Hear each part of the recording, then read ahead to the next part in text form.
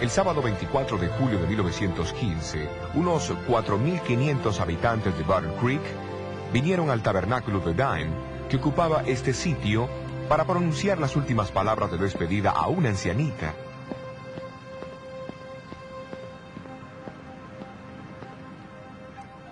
¿Qué convirtió a Elena White en una persona tan especial? He aquí el formulario de información biográfica que completó en marzo de 1909. En ese entonces tenía 81 años de edad y se describió a sí misma como teniendo 5 pies y 2 pulgadas o 158 centímetros de altura, 140 libras o 63 kilos y medio de peso, con tez más bien oscura, cabello gris y ojos grises. Registra su lugar de nacimiento en Gorham, Maine, el 26 de noviembre de 1827, y la fecha de conversión como más o menos en marzo de 1840. A fines de agosto de 1846, a los 18 años, se casó con Jaime White. Más tarde tuvieron 4 hijos. Enrique Nicolás, en agosto de 1847, Jaime Edson, 2 años más tarde, Guillermo Clarence, en agosto de 1854, y Juan Heriberto, en septiembre de 1860.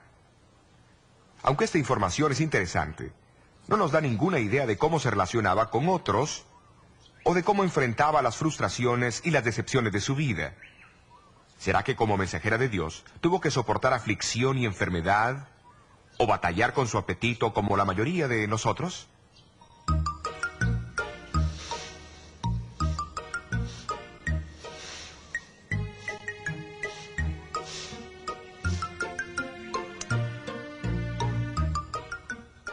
De la misma manera, este registro no nos cuenta de su amor por los animales y las flores, en especial los pensamientos, o cuánto gozaba ir a las subastas o comer tomates.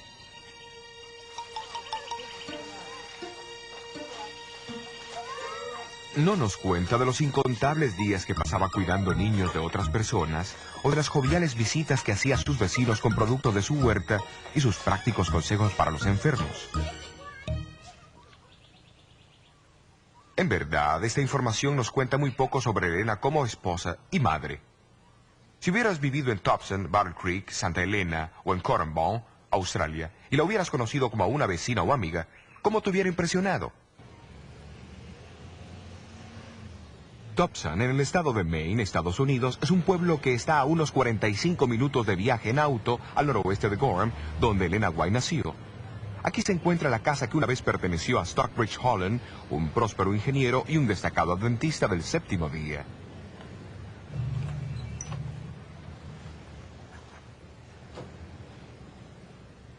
En octubre de 1847, los Holland ofrecieron a Jaime y Elena White, también a su pequeño hijito de solo 2 meses, Enrique, una parte de su casa en el segundo piso. Con muebles prestados, comenzaron su vida de hogar.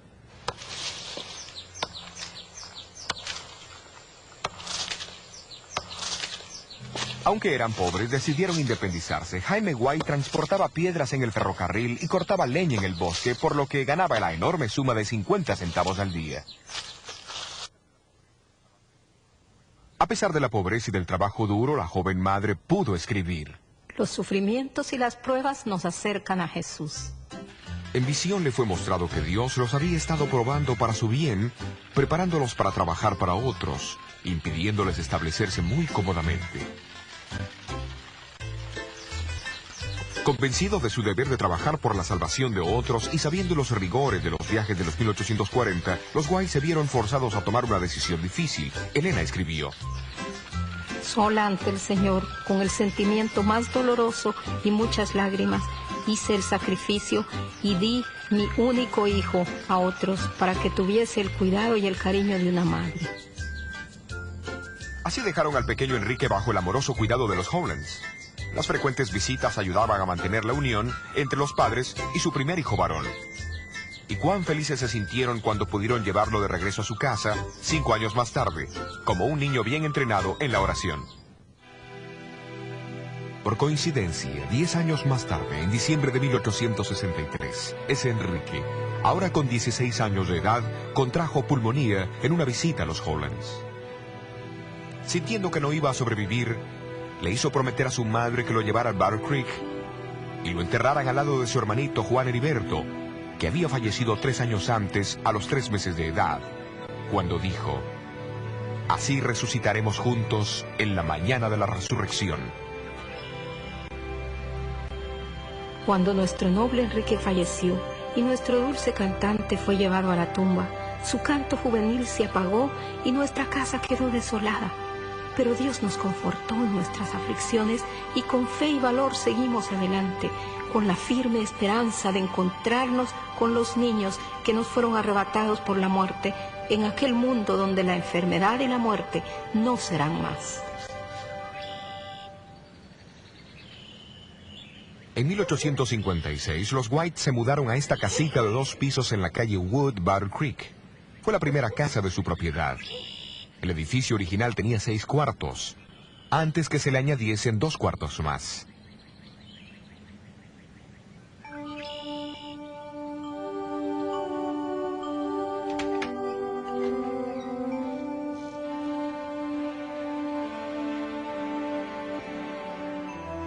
El cuarto del frente en el primer piso servía como sala de recibo.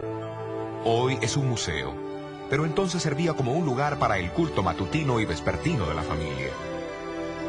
En 1859, Elena White comenzó a escribir un diario que provee muchos detalles de la vida de los White aquí, en la casa de la calle Wood.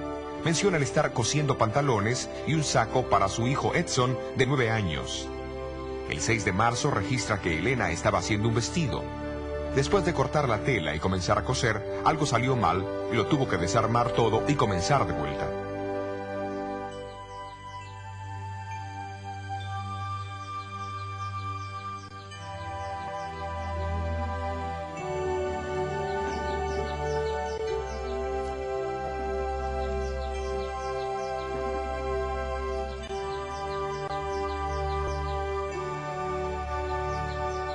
Elena White era una jardinera entusiasta.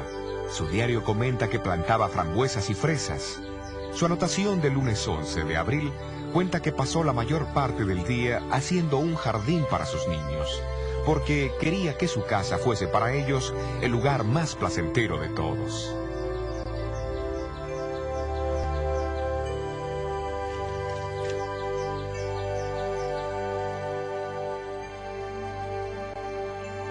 El hogar de los White estaba siempre abierto a las visitas y a veces a la familia le parecía que operaba un hotel gratis. Una anotación del diario en junio menciona 35 personas comiendo a la mesa. Al día siguiente, Elena escribió una corta frase. Todos estábamos muy cansados.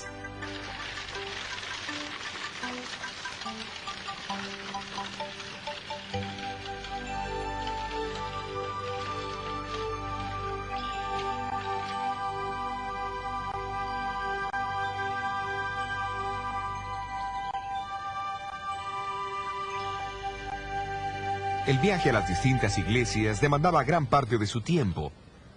Durante los viajes largos, Elena no se olvidaba de sus niños y se mantenía en contacto con ellos por medio de frecuentes cartas.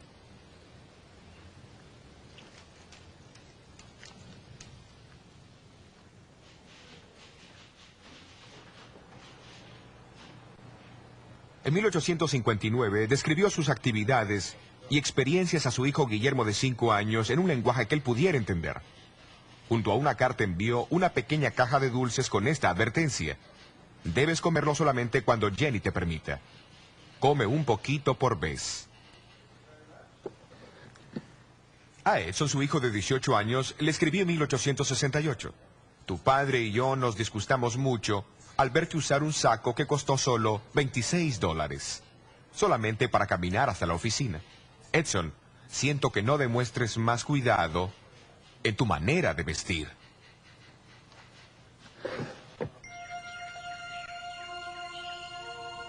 Cuando no viajaba cada mañana, dedicaba algunas horas para escribir.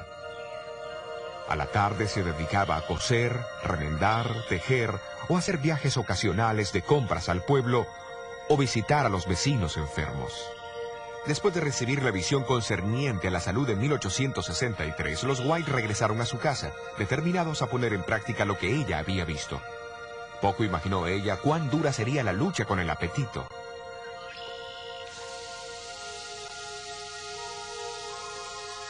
Hasta ese momento, la carne había sido el principal ingrediente en su dieta.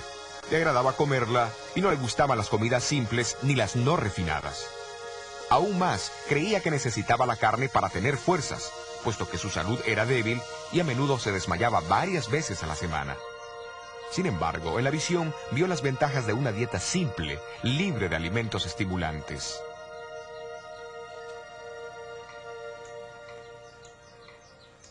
Así que instruyó a su cocinero que no preparara más carne.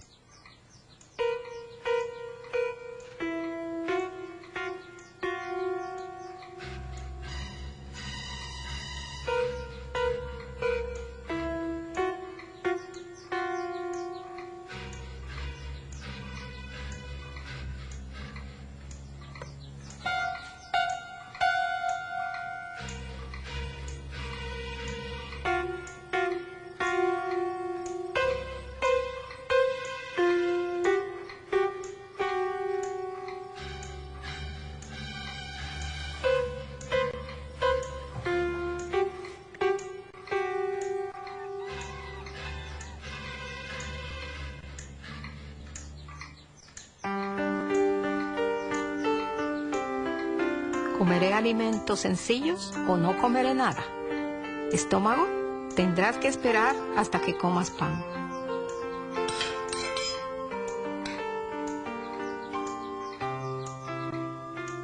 El éxito en esta lucha le trajo beneficios inmediatos. No pasó mucho tiempo antes que pudiese gozar de alimentos simples y saludables. 6 meses más tarde, escribió que nunca se había sentido mejor y que sus mareos y desmayos habían desaparecido.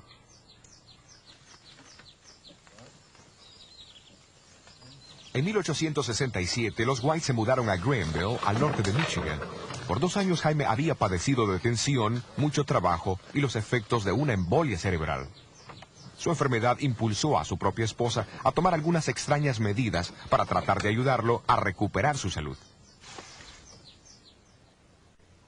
Aunque los médicos del Instituto de Hidroterapia de Danesville habían advertido a Jaime que la actividad física lo llevaría a otra embolia cerebral, su esposa había visto en visión que sin actividad física y mental no podría recuperarse. En el verano de 1867, Elena vio una oportunidad para envolver a su esposo en el ejercicio físico. Cuando Eleno se estaba secando en los campos, visitó a sus vecinos y los persuadió a decir que estaban muy ocupados con su propia cosecha para ayudar a su esposo cuando éste les pedía ayuda. De mala gana, ellos aceptaron cooperar. De acuerdo al plan, cuando Jaime White solicitó ayuda, se sintió frustrado con la respuesta. Sin embargo, su esposa dijo: mostremos a los vecinos que nosotros podemos trabajar. Cuando lo hicieron, la gente del área se sorprendió al ver a la señora que hacía poco había estado conduciendo reuniones públicas, poniendo heno en la carreta, pisándolo y formando las parvas mientras trabajaba con su esposo y su hijo Guillermo. Pero lo más importante fue que su novedosa estrategia ayudó a restaurar la salud y el vigor de su esposo. Debido al primitivo estado de la fotografía de aquel tiempo, no hay ninguna fotografía de Elena White sonriendo, aunque un artista dibujó este cuadro basado en una antigua foto. En verdad, la señora White era todo menos malhumorada. Era conocida por disfrutar de una grata risotada en una divertida situación o de una conversación amena. Como muchos de nosotros, ganó peso con la edad.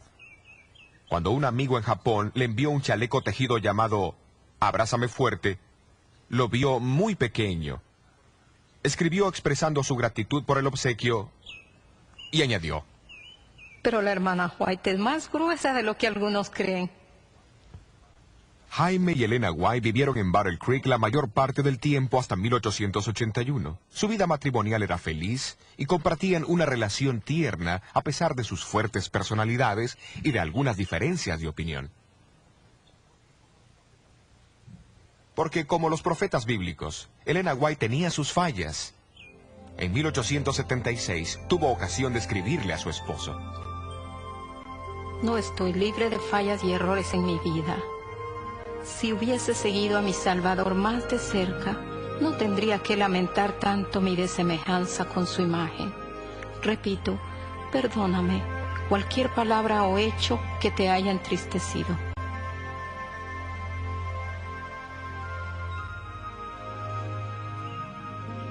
Como todos los matrimonios, el de Elena no fue un mar de rosas.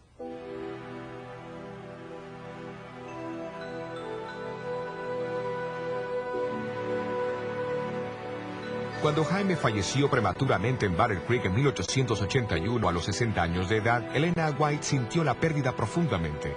Pero en el funeral habló de su resignación a la voluntad de Dios, de la esperanza del cristiano y de Jesús, quien ella dijo era más precioso para ella de lo que nunca antes lo había sido en su vida. Jaime White fue enterrado en el cementerio de Odd Hill, Battle Creek, cerca de sus dos hijos.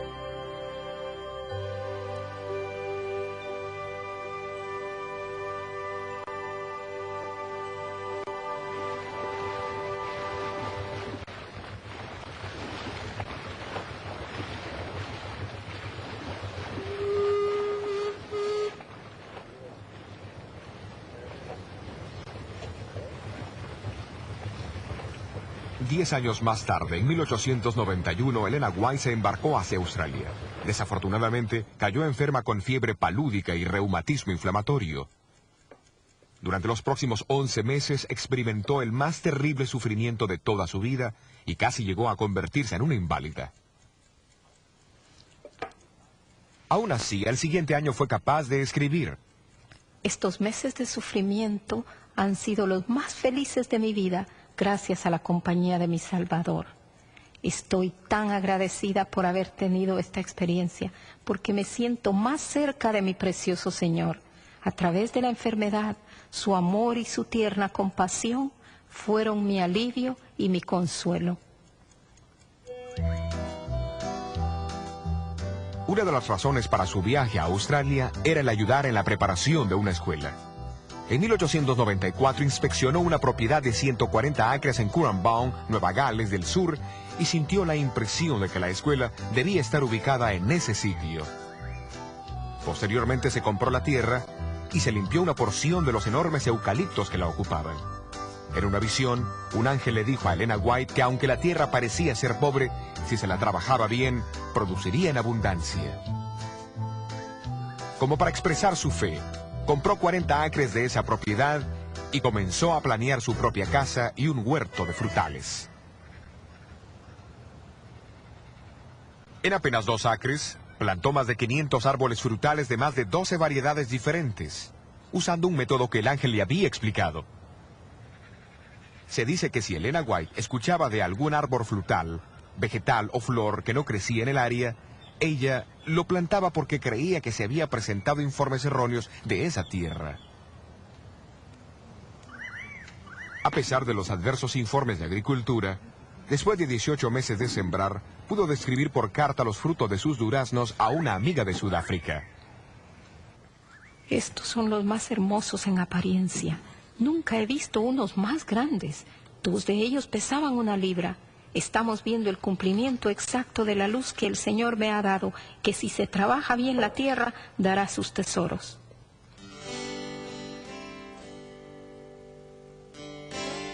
En diciembre de 1895, Elena White y sus ayudantes se mudaron a esta casita de 11 cuartos, que más tarde llamó Sunnyside. Estaba situada en la calle Avondale en Currambone, no muy lejos de la escuela, y este fue su hogar hasta que regresó a los Estados Unidos en 1900.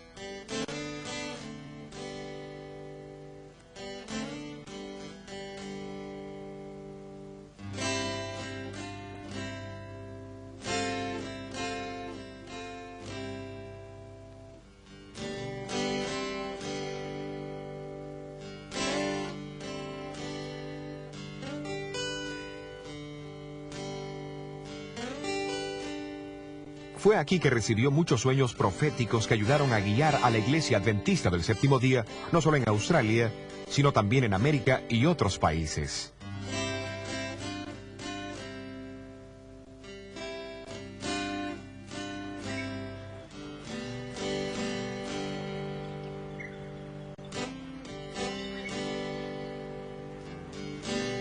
La escuela de Avondale sería una escuela modelo para la obra de educación de la Iglesia Adventista del Séptimo Día. Aquí se reunió con el director y los maestros de la escuela, quienes estaban deseosos de operarla en armonía con la instrucción que Dios les había dado.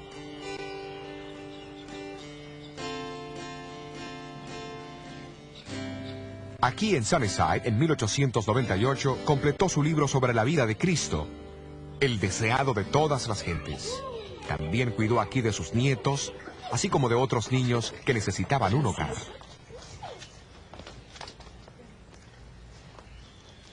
Una para ti. Una para ti. Su disposición amable y feliz hacía que los niños nunca estuviesen tensos o nerviosos o se enfermaran con facilidad en su compañía. Una para mí también. Buenos días, hermano. Fue aquí también que atendió las necesidades de los enfermos de la zona. A menudo daba productos de su propio jardín y huerto, junto con ropa y dinero, a aquellos que lo necesitaban.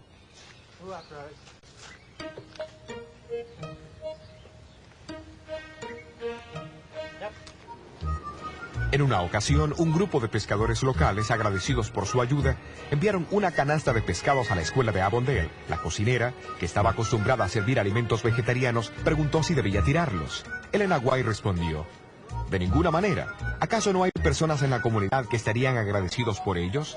Envíales los pescados como un gesto de atención». Luego escribió una carta a los pescadores, agradeciéndoles su amabilidad y expresando su aprecio por su atención.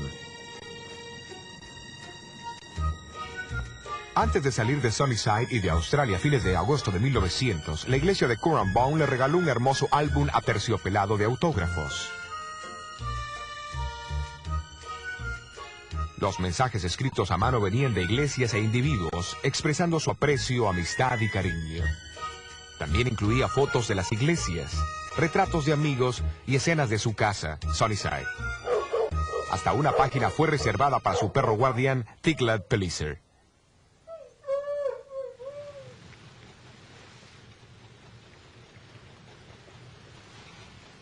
Elena White tenía 72 años cuando dejó Australia. En el viaje hacia América estaba intranquila respecto a dónde encontrar una casa. Pero 2 días antes que el barco anclara en San Francisco, Dios le aseguró en una visión que él tenía un lugar preparado para ella, donde encontraría paz y tranquilidad.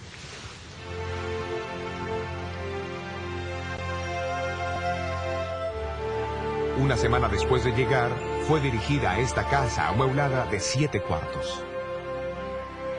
Estaba al pie de la colina donde está el sanatorio de Santa Elena, en California. Para su deleite, vio que podía comprarla con menos de lo que había recibido de la venta de Sunnyside. La residencia recibió el nombre de Elms Haven y sería su hogar durante los últimos 15 años de su vida.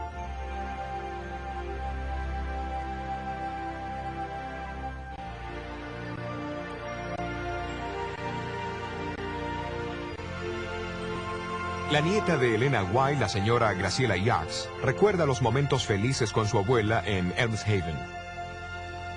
Casi siempre teníamos alguna bebida caliente para el desayuno.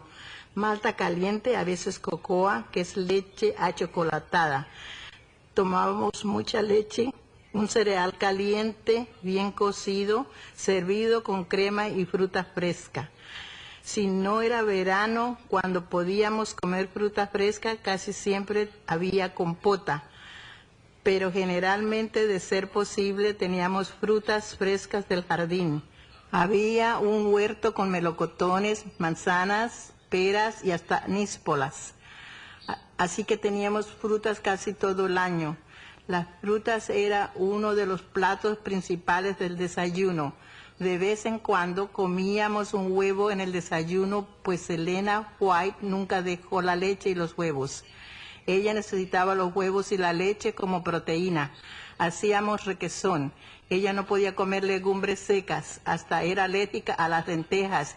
Y mi madre preparaba un asado delicioso de lentejas con aceitunas, pero la abuela no podía comerlo. Solo podía mirarnos mientras lo disfrutábamos. Parecía que no podía comer legumbres secas de ningún tipo, o sea que necesitaba comer huevos y leche mientras fuese posible, pero se aseguraba de que la leche sirviera para que no hubiese peligro de gérmenes, y también se aseguraba que los huevos fuesen de gallinas alimentadas con granos, Todos estaban felices, nunca ocurría algo desagradable en la mesa y a menudo pasaban cosas extrañas en la mesa, extrañas para algunos y no para otros. Recuerdo un señor con su esposa. Ella estaba encinta y quería un poco de pan blanco y su esposo no se lo dejaba tocar. Tenía que ser pan integral, que era bueno, pero ella quería pan blanco. Él le decía, no, no debes comer pan blanco. Bueno, ellos estaban sentados aquí a la mesa y Elena White miró a su alrededor después de la oración y vio a la señora. Esta estaba mirando el pan en la mesa. Solo había pan integral y Elena dijo, señora fulana de tal, ¿le gustaría un poco de pan blanco? Y eso era justamente lo que ella estaba esperando. Su esposo interrumpió, no, no debes. Tú siempre debes comer pan integral para tu nutrición, debes alimentarte bien. Pero de vez en cuando es bueno tener algo que a uno le gusta. Elena White parecía entender. Sin preguntar nada, añadió, permítame buscarle pan blanco. Y así lo hizo. Me imagino que su esposo se debe haber incomodado. No lo sé. Ella no era intransigente, ¿cómo puedo decir? Ella no quería que nosotros tomáramos sus escritos como una prisión. Sus escritos servían para orientar las diferentes actividades de la vida. Todos la querían. Ella solía subir a su carruaje e ir a los viñedos donde los hombres estaban trabajando. Paraba y conversaba con ellos sobre diferentes tópicos. Y si escuchaba que un nuevo bebé había nacido, no importaba si eran adventistas o no, se subía a su carruaje por la tarde para llevar algún regalo para el bebé. Ella reconocía que algo bueno había ocurrido, o sea, a ellos, a la gente, y ella disfrutaba también. Elena era una persona muy extrovertida.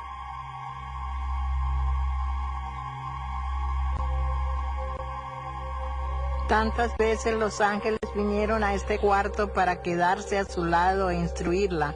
¿No sería interesante hablar con los ángeles?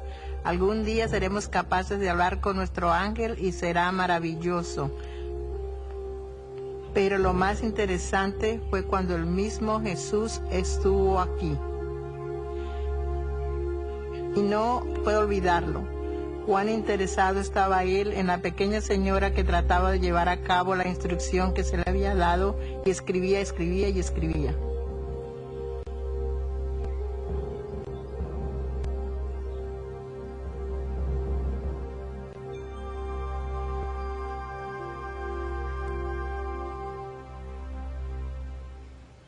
Elmshaven hoy es casi igual a lo que era cuando Graciela visitaba a su abuela aquí. Esta es la sala, donde se recibían las visitas y donde la familia se reunía para los cultos matutinos y vespertinos.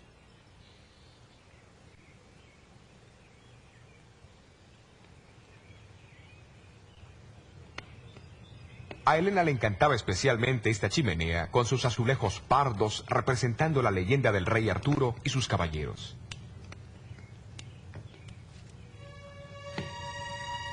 Hacia el fin de su vida, Elena White disfrutaba de una experiencia de fe triunfante.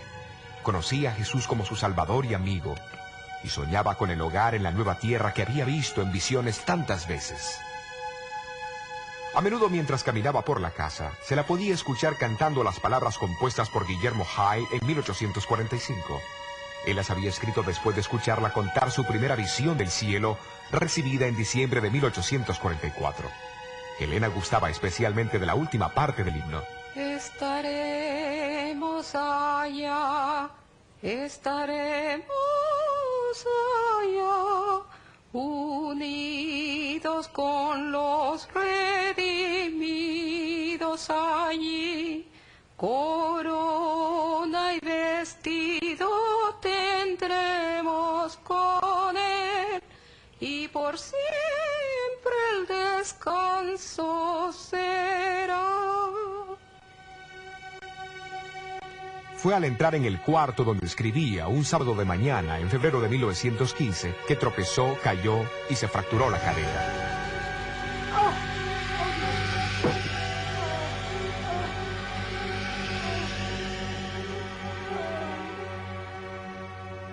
Y cuando nos dimos cuenta que no viviría mucho más, mandaron llamar a mi hermana Mabel, que era la preceptora de las niñas de Loma Linda, para que viniese para estar aquí en esos momentos. Acomodaron la cabecera de la cama cerca de la chimenea y todos nos reunimos alrededor. Y respiraba cada vez menos profundo y finalmente cesó de respirar. No hubo ningún conflicto. Nos preguntábamos si iría a decir algo. Uno siempre se pregunta si las personas han dicho algo al final, pero ella no lo hizo. Ya había dicho lo que quería decir. Yo sé quién he creído. No hubo pánico. Así que ella dejó de respirar tranquilamente en julio a las... ¿Qué hora es en ese reloj? 4 menos cuarto.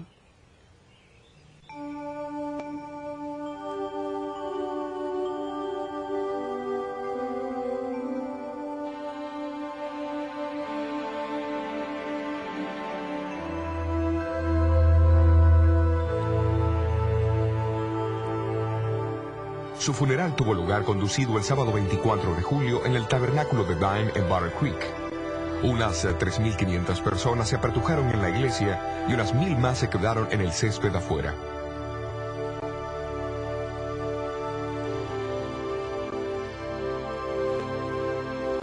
Elena White descansa en la parcela familiar en el cementerio de Oak Hill en Butter Creek. Junto a su esposo y otros miembros de la familia, juntos esperan la mañana de la resurrección.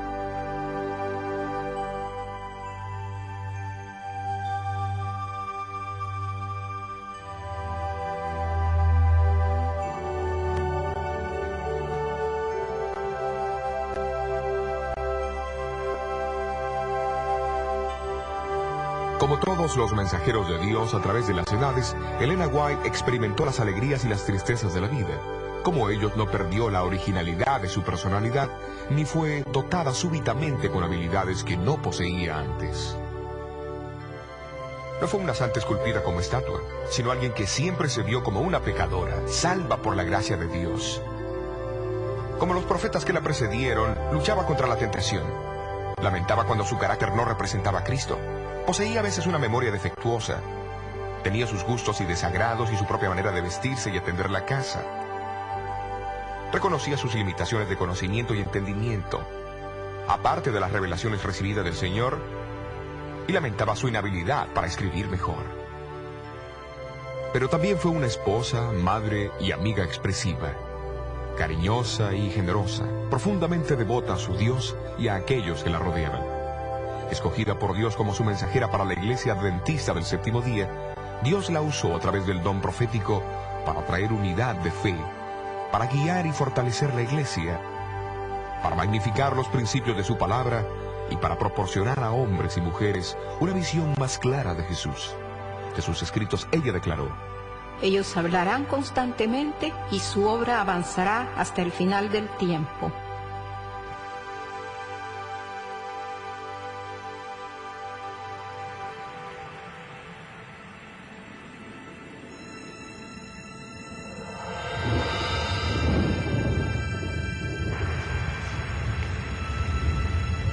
Una grande señal apareció en el cielo.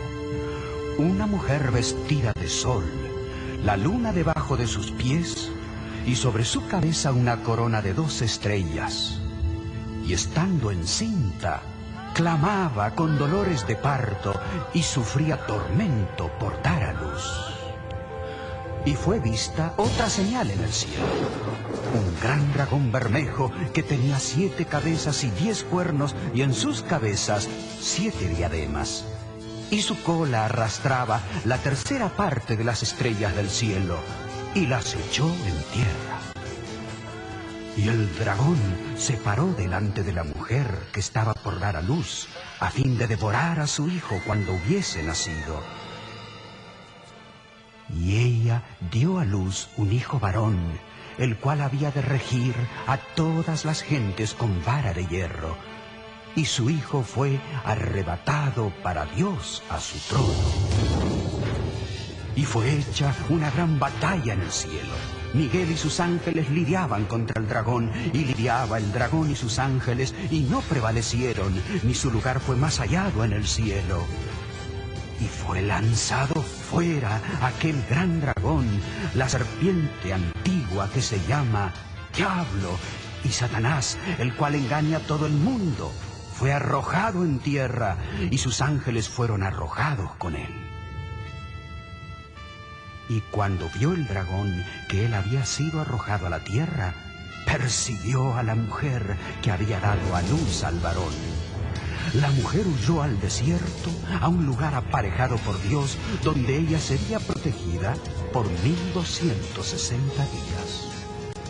Entonces el dragón fue airado contra la mujer, y se fue a hacer guerra contra los otros de la simiente de ella, los cuales guardan los mandamientos de Dios y tienen el testimonio de Jesucristo. Estas dramáticas palabras de Apocalipsis 12 describen la batalla más importante que el mundo haya presenciado. El conflicto entre Cristo y sus fuerzas del bien y Satanás y sus discípulos del mal. El origen del progreso y el glorioso clímax de esta controversia también fueron revelados a Elena White en una visión de 2 horas que recibió el domingo 14 de marzo de 1858 en Loves Grove, conocido ahora como Bowling Green, Ohio. Le fue ordenado escribir lo que había visto, pero también se le advirtió de las consecuencias porque Satanás haría enormes esfuerzos para impedirlo. Pero se le aseguró que los ángeles de Dios no la abandonarían en su conflicto.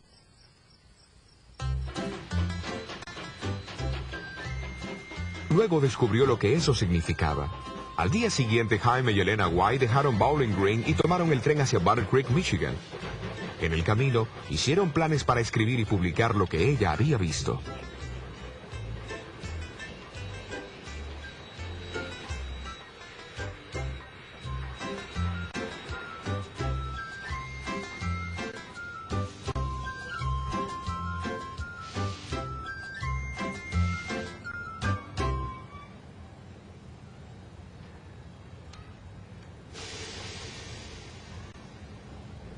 Al llegar a Jackson, en Michigan, bajaron del tren para quedarse con sus amigos Daniel Palmer y su esposa.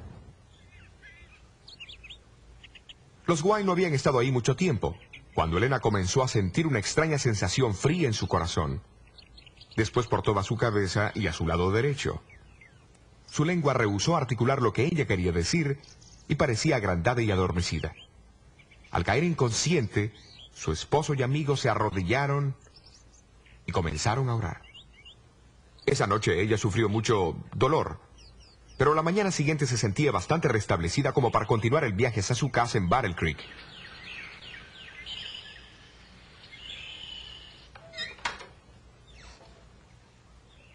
Elena White fue llevada por estas escaleras hacia su habitación, donde por varias semanas no sentía el toque de la mano ni el agua más fría sobre su cabeza. Se esforzaba para pararse y caminar, pero a veces caía desvalida al piso.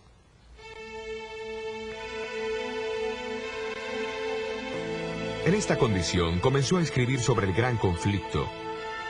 Escribía una página y luego se acostaba agotada por 3 días. Tomaba la pluma y escribía otra página solo para verse obligada a descansar nuevamente.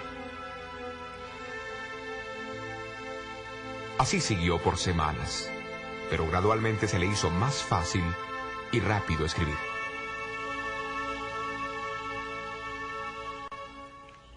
En septiembre de 1858 se imprimió este pequeño volumen. Lleva el título Dones Espirituales, volumen 1. El gran conflicto entre Cristo y sus ángeles y Satanás y sus ángeles. Contiene 41 capítulos, comenzando con la caída de Satanás y concluyendo con la segunda muerte. Durante los 57 años restantes de su vida, Elena White recibió otras visiones sobre la historia del gran conflicto. También estudió los escritos de historiadores que le otorgaron fechas y detalles de menor importancia no presentados en las visiones. Todo esto, juntamente con su conocimiento de la Biblia, la habilitaron para aumentar grandemente su primera narración y a escribir una historia coherente con lo que ella había visto. Al fin, estos 5 volúmenes en la serie del conflicto de los siglos, de 3.600 páginas, expusieron más detalladamente el origen, el progreso y los eventos finales del gran drama de los siglos. En la introducción al libro El Gran Conflicto, Elena White explica por qué le fue revelada la escena del prolongado conflicto entre el bien y el mal y por qué se le instruyó a comunicarla a otros. En el gran conflicto final, Satanás empleará el mismo plan, manifestará el mismo espíritu y obrará con el mismo fin, como en todas las épocas anteriores. Lo que ha sido volverá a ser, con excepción de que el conflicto venidero será marcado con una intensidad terrible que el mundo jamás vio. Los temas de ese conflicto y los hechos finales de la gran controversia de los siglos están descritos en Apocalipsis 13 y 14. El capítulo 13 predice que todos los habitantes de la tierra serán llevados a una decisión final de sumisión y lealtad hacia Cristo o Satanás. Para prepararnos para esta crisis final, Dios envía un triple mensaje de advertencia descrito en Apocalipsis 14. Este debe ser predicado a toda nación, tribu, lengua y pueblo, pues a cada ser humano se le dará la oportunidad de hacer su decisión final: adorar al Creador o adorar al poder identificado como la bestia, la mayor falsificación de la verdad, y el dragón Satanás, quien le da su poder, su trono y su gran autoridad.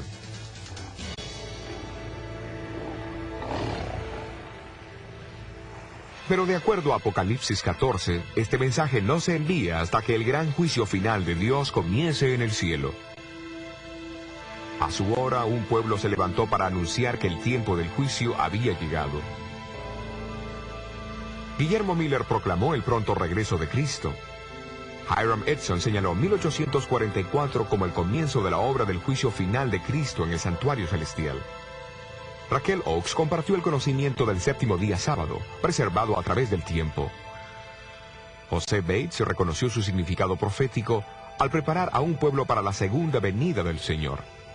A Elena White le fue dado el testimonio de Jesús, el don de profecía, para proporcionar orientación y dirección en la proclamación del Evangelio eterno.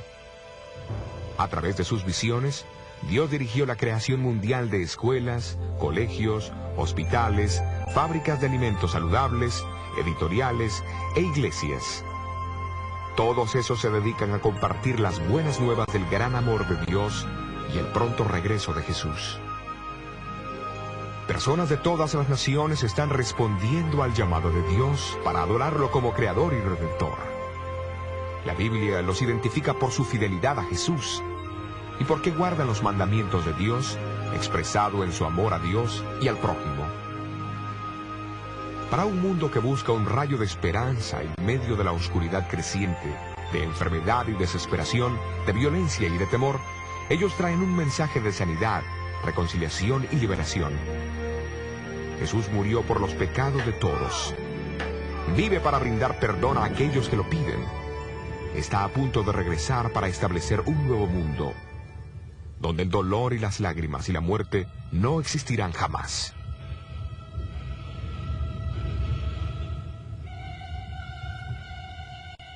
Pronto aparece en el este una pequeña nube negra. Es la nube que envuelve al Salvador. El pueblo de Dios la contempla en silencio solemne mientras va acercándose a la tierra, volviéndose más luminosa y más gloriosa, hasta convertirse en una gran nube blanca. Jesús marcha al frente como un gran conquistador. Entre las oscilaciones de la tierra, las llamaradas de los relámpagos y el furor de los truenos, el Hijo de Dios llama a los santos dormidos. Los justos vivos son transformados, ahora son inmortales, y juntamente con los santos resucitados, son arrebatados para recibir a Cristo su Señor en el aire. Con cantos de alegría suben juntos a la ciudad de Dios. El gran conflicto ha terminado, ya no hay más pecado ni pecadores. todo el universo está purificado. Desde el átomo más imperceptible hasta el mundo más vasto, todas las cosas animadas e inanimadas declaran en su belleza sin mácula y en júbilo perfecto que Dios es amor.